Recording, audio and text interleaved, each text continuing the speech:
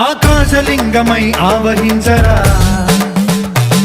ఢమఢమని డమరుక ధ్వని సలిపి జడదని వదిలించరా